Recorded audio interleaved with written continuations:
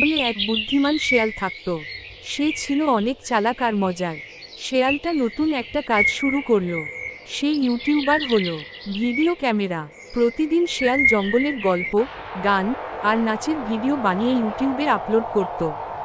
সে ভাবত, এবার সবাই আমার ভিডিও দেখে লাইক দেবে, আমি হব জঙ্গলের বড় তারকা, উজ্জ্বল তারা।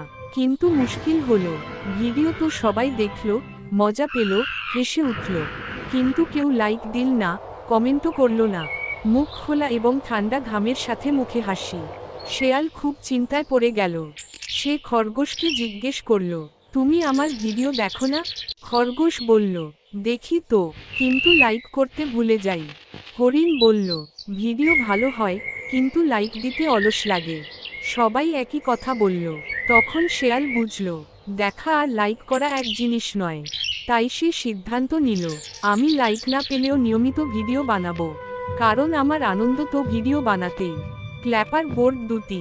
এভাবে শেয়াল বুঝে গেল, সত্যিকারের খুশি আসে নিজের কাজের আনন্দে, শুধু লাইক বা কমেন্ট